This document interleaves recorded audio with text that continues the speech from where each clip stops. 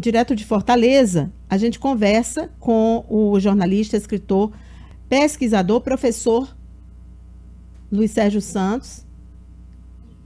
Queria dar um bom dia aqui para ele, agradecer a presença e falar desse assunto que ganhou bastante destaque, que é uma pesquisa que foi feita sobre a origem do povo cearense. Seriam os cearenses descendentes dos vikings? Isso chamou muita atenção. E ontem, professor, inclusive, eu vi uma reportagem no UOL sobre críticas que estão sendo feitas a essa pesquisa, mas vamos uma coisa por vez.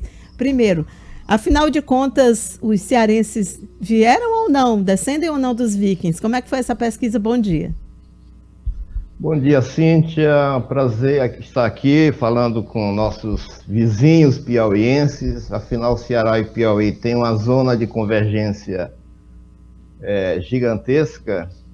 Cíntia, essa pesquisa ela é a continuação de um trabalho publicado em 1969, assinada pelo ex-governador do Ceará e professor da Universidade Federal, o professor Pascoal Barroso. Ele escreveu um livro, um ensaio, onde a sua utopia era resgatar, a partir de pesquisa em acervos, museus, documentos históricos, o fluxo migratório que trouxe pessoas para o território do Ceará. E anos depois, agora em 2017, um descendente do Pascoal, Igor Queiroz Barroso, que é presidente do Instituto Mayra Eliane, que é uma instituição voltada para a educação infantil, resolveu dar continuidade a esse trabalho do avô e trouxe para mim a responsabilidade de coordenar a pesquisa. E nós fomos pelo caminho da pesquisa genética, a partir de uma metodologia desenvolvida por o professor Iran Elhaik, que na época era professor da Universidade de Sheffield, no Reino Unido. Hoje ele está na Suécia, e nós adotamos a metodologia GPS. GPS, que seria, em português, a estrutura geográfica da população. Essa metodologia foi criada pelo professor, é um algoritmo que rastreia a ancestralidade a partir da análise de amostras genéticas da população. E nós, orientados pelo professor Elhaik, fizemos a metodologia, aplicamos a amostra e remetemos para análise no laboratório DDC, que fica em Ohio, nos Estados Unidos. É um laboratório extremamente conceituado e referendado por ele. E depois de 2 anos de trabalho, nós tivemos, então, o resultado da pesquisa. A pesquisa ela foi publicada em livro, quer dizer, a única maneira de ter acesso integral à pesquisa é através desse livro aqui, que eu estou mostrando, O Cearense Revelado, né? É um livro que traz a íntegra da pesquisa. Mas aí,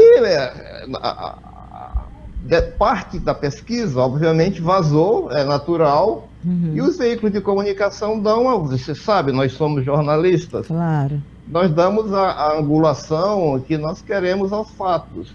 O gene pool, onde aparecem os vikings, é o Fennoscandia, que é um neologismo que reflete Finlândia e Escandinávia. Certo. Então, esse gene pool, ele teve o maior percentual bem próximo do ameríndio, né? Então, daí essa coisa do viking, dos vikings, né? Entendi. Que ganhou repercussão. E aí o que nós estamos vendo é muito juízo de valor sobre a pesquisa, que a maioria das pessoas não teve acesso. Na verdade, a grande revelação da pesquisa, Cíntia, é que nós somos um povo miscigenado. Sim, a muito, formação do cearense decorre de 27 pools genéticos, o que é uma loucura, porque se a gente pegar o pool genético ameríndio, com vários pools genéticos que vêm da África, a vantagem em relação ao fenoescândia é assustadora. Daí essa nossa cor mestiça. Nós somos pardos, somos mestiços, somos mulatos. Então, só para você ter uma ideia, o capítulo de conclusão do livro, o título é o seguinte, aspas, o resultado é a mistura, quer dizer, o grande fator é a confirmação do que o Gilberto Freire nos disse em 1933, quando ele publicou Casagrande Senzala. Então, de certo modo, a gente confirma, mas a gente avança. Como é que a gente avança? Quando a gente localiza 27 pools genéticos e mostra no livro o fluxo migratório desses pools genéticos dentro dessa metodologia GPS. Quer dizer, essa metodologia não é única, existem outras metodologias, né? Então, qualquer juízo de valor que se faça focando apenas num detalhe específico da pesquisa, e que não é nem específico, porque os vikings estão dentro de uma coisa maior, que é o pool genético fenoescândia. Entendi. Então, e outra coisa... Então, é muito simplismo dizer que o cearense descende dos vikings. Deixa eu lhe dizer, nessa reportagem de ontem, desculpe interromper, só para a gente avançar um pouquinho, diz o seguinte, que a amostra de pesquisa foi pequena, teriam sido 160 pessoas, que ela não foi aleatória, que ela teria sido escolhida previamente, e também que a pesquisa acabou não colocando índios e negros. Eu estou até aqui com a reportagem na minha tela, né? E aí tem algumas entrevistas de especialistas e tal. Pergunto isso para você e aproveito também para perguntar se você vê algum preconceito pelo fato da pesquisa ter sido feita no Ceará e pelo fato de que ela chegou até esse resultado, se há também um pouco de preconceito em relação a essa pesquisa, né? A acreditar essa pesquisa. Perfeito, excelente pergunta, Cíntia. O que eu entendo é que as pessoas foram surpreendidas pela pesquisa porque foi uma pesquisa coordenada por um jornalista, que é professor de jornalismo da Federal do Ceará, mas orientada por um dos maiores geneticistas do mundo, que é o professor Iran Elhaik. Então, eu vejo... as pessoas hoje, infelizmente, fazem juízo de valor em 120 caracteres. Elas emitem opinião, elas se iluminam em 120 caracteres.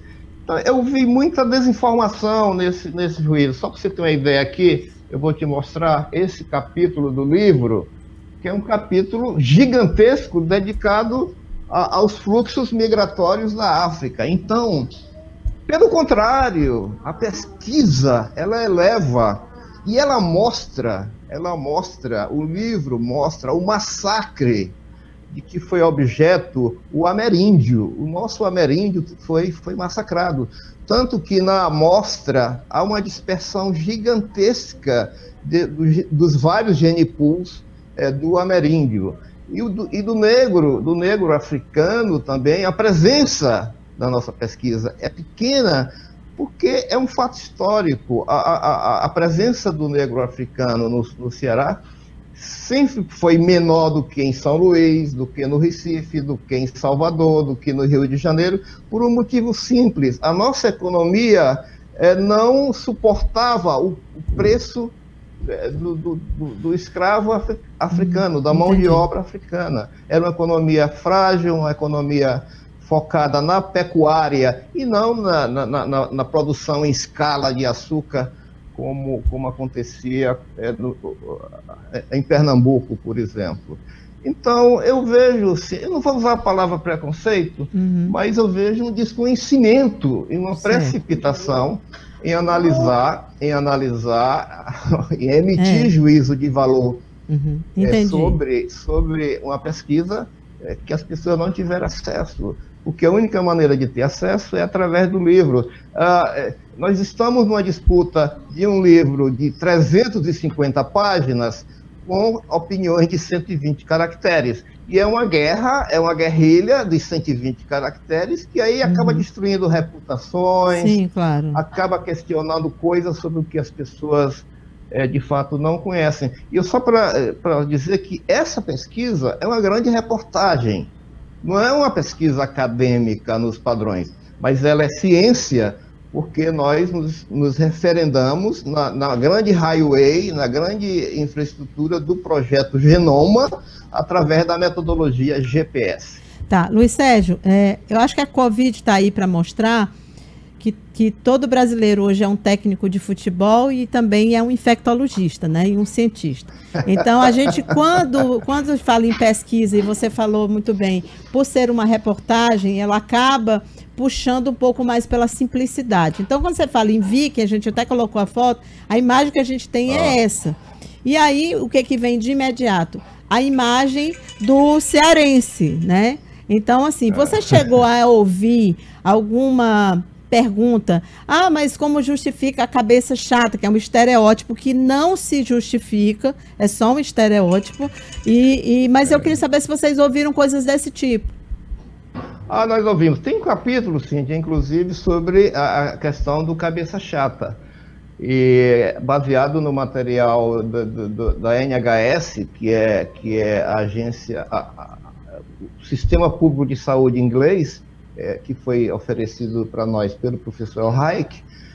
E a conclusão é que o cabeça chata, a criança quando nasce, a cabeça dela pode ser moldada de qualquer jeito, porque ela é muito mole, né? Tem até aquela coisa da moleira. Sim, da claro. Cabeça. Cuidado com a moleira do menino, porque ela é muito flexível.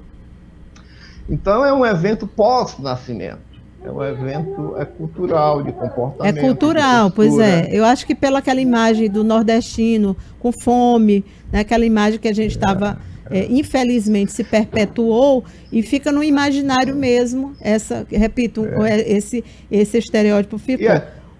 E aí, Cíntia, eu digo no final, que aquele ator famoso hollywoodiano, o DiCaprio, é um autêntico cearense, porque a cabeça dele é totalmente chata. E igual a ele, você vê no mundo afora pessoas dessa linha. O Trump, né? O Trump é um cabeça chata, o presidente americano. E nem por isso é cearense, ele né? Ele disfarça com aquele topete é para disfarçar. E nem por isso é cearense. Bom, em que essa pesquisa, de alguma forma, contribui, né? Qual é a contribuição dela, na sua opinião, professor? Sim, eu acho que essas polêmicas que estão gerando, mesmo sendo assim contaminadas com certa leviandade, elas, de certo modo, são boas, porque elas provocam, eu acho que a única maneira de contestar a pesquisa seria fazer uma outra pesquisa usando a mesma metodologia para contestar o resultado dessa pesquisa. Então, eu acho que nesse sentido ela estimula a continuação da pesquisa. Eu acredito até, Cíntia, que essa pesquisa será continuada.